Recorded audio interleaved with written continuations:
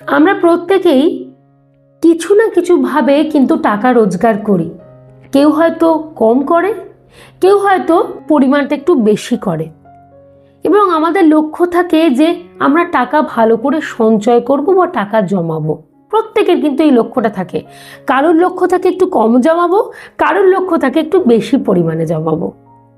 কিন্তু এখানে একটা জিনিস বাদ সাধে, সেটা হলো আমরা টাকাকে আমাদের কাছে রাখতে চাই আগলে, কিন্তু টাকা আমাদের কাছে থাকে না। মানে যা রোজগার করছি দেখা যাচ্ছে কোনো না কোনোভাবে সেটা ঠিক বেরিয়ে যাচ্ছে। এই পরিস্থিতি আমাদের অনেকের সাথে হয়। তোমরা আমাকে প্রায়শই কমেন্ট করো যে এরকম পরিস্থিতি আমরা কি করব, রোজগার তো করছি, মোটামুটি ঠিকঠাকভাবে রোজগার হয়েও যাচ্ছে, কিন্তু টাকাকে তো ঠিক গুছিয়ে আগলে রাখতে পারছি না। এর উপায় কি কিছু রয়েছে? আমি আজকে এই বিষয়টাকে নিয়েই তোমাদের সাথে আলোচনা করব। মূলত আমি 3টি দিকের কথা বলবো, তার মধ্যে 2টি কিন্তু মারাত্মক ভুল রয়েছে। এই ভুলগুলো যদি বন্ধ করতে পারি তাহলে দেখবে টাকা আমাদের কাছে থাকবে, ইজিলি থাকবে। তোমরাই আমাকে কমেন্ট করে জানাবে হ্যাঁ সত্যি একেবারে ঠিক কথা, টাকা আমরা রাখতে পারছি একটু একটু করে। তাই বেশি সময় নষ্ট না করে আজকের টপিকটাকে নিয়ে আলোচনাটা আমি শুরু করে দিচ্ছি। প্রথম পয়েন্ট, টাকাকে চোখের আড়ালে রাখার চেষ্টা করো। সব সময়তে না টাকাকে একটা জায়গার মধ্যে রাখবে না, আর চোখের সবসময় সামনে রাখবে না। দেখবে আমরা যে জিনিসটা বারংবার দেখি না, সেইটাকে খরচা করার প্রতি প্রবণতা আমাদের একটু বেশি তৈরি হয়ে যায়। ধরো তোমার কাছে এই মুহূর্তে একটা 500 টাকার নোট রয়েছে, তুমি বারবার তোমার ওয়ালেটের মধ্যে সেই জিনিসটাকে দেখতে পাচ্ছ, মানে 500 টাকার নোটটা দেখতে পাচ্ছ। তোমার কিছু প্রয়োজন না হলেও তোমার মনে হবে 500 টাকা তো রয়েছে, এই জিনিসগুলো বরঞ্চ কিনি। দেখবে তোমার মনে হবেই।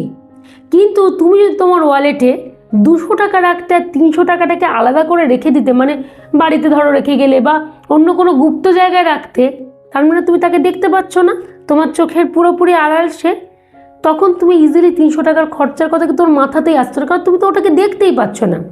তখন তুমি 200 টাকা খরচা করার কথাই চিন্তা করতে।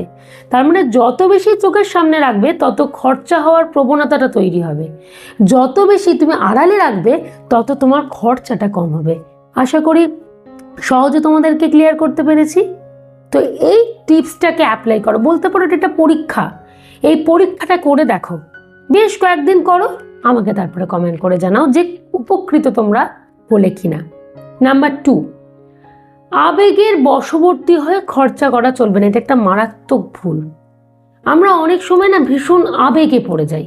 আচ্ছা সহজ উদাহরণ দিচ্ছি, কোনো কারণে তোমার আজকে মনটা খুব ভারাক্রান্ত, কিছু কারণে তুমি দুঃখ পেয়েছো, কেউ হয়তো তোমাকে দুঃখ দিয়েছে, বা তোমার কোনো একটা কাজ ফুলফিল হয়নি, তোমার মুড অফ, তুমি বেশ একটা কষ্টের মধ্যে রয়েছে, এরকম হয়তো। তখন মনে হয় একটা কাজ করি, কিছু বরঞ্চ খরচা করি, মানে নিজেকে আনন্দ দেওয়ার জন্য, তাহলে আমার মন তো ঠিক হয়ে যাবে। দেখা গেল সেই আনন্দ আনার জন্য নিজের লাইফে আমরা বেশ খানিকটা খরচা করে ফেললাম আবেগের বশবর্তী। হয়তো বড় একটা নাম করা কোনো রেস্টুরেন্টে চলে গেলাম, সেখানে গিয়ে খাওয়া দাওয়া করে প্রচুর টাকা বিল পেমেন্ট করে দিয়ে চলে এলাম। আমরা কিন্তু পরের কথাটা ভাবলাম না, যে গোটা মাসটা চালাতে পারবো কিনা, বা আমি এই পরিস্থিতির মধ্যে দিয়ে যেতে পারছি কিনা, বা আমার কি সেই সামর্থ্য আছে কিনা, ভাবলাম না। কিন্তু নিজেদের সামর্থ্যের মধ্যে থেকে খরচা করা একরকম, কিন্তু সামর্থ্যের বাইরে গিয়ে খরচা করা তো সেটা একটা অন্যরকম বিষয়, তাই নয় কি? তো এই আবেগের বশবর্তী হয়ে খরচাটা করা যাবে না, এই কারণে আমরা টাকাকে আগলে রাখতে পারি না। আবার হয়তো দেখা গেল তোমার জীবনে কোনো একটা ভালো কাজ হচ্ছে, ভীষণ আনন্দ, হ্যাঁ দেখো আনন্দ মানে সেটা সেলিব্রেট করতে হবে, কিন্তু সেটাকে একটা ছোটোখাটো সাধারণভাবেও তো আমরা সেলিব্রেট করতে পারি। আমরা সবসময় টাকার অঙ্কটাকেই মানে দেখি কেন বড় করে? আমরা সাধারণ ছোটোখাটোভাবে একটা আনন্দ নিজেদের মতো করে করতে পারি। হয়তো দেখা গেল বড় পার্টি থ্রো করে দিলাম, আবেগের বশবর্তী, সামর্থ্য নেই, কিন্তু যেটা সাধারণভাবে নিজেদের মতো করে ভালো কিছু খাওয়া দাওয়া করে আনন্দ করে একটা ছোট কেক কেটেও করতে পারতাম, সেটা না করে একটা বড় পার্টি থ্রো করে দিলাম, অনেকগুলো টাকা নষ্ট হলো আবেগের বশবর্তী হয়ে গিয়ে।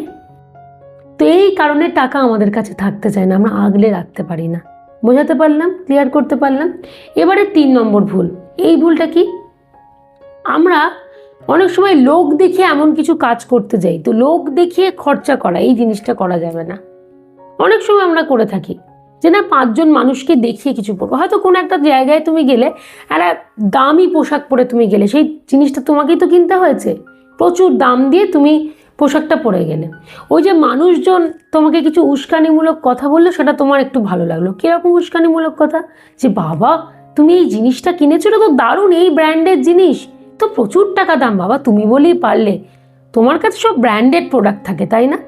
এই যে উস্কানিমূলক কিছু কথা, এইগুলো শুনে তুমি আনন্দ বোধ করলে, তোমার একটা তৃপ্তিদায়ক অনুভূতি হলো যে বাহ, আমাকে এইভাবে বললো যে আমি ব্র্যান্ডেড জিনিস ইউজ করি, আমার কাছে ব্র্যান্ডেড জিনিসপত্র থাকে, তোমার কোথাও না কোথাও ভালো লাগলো।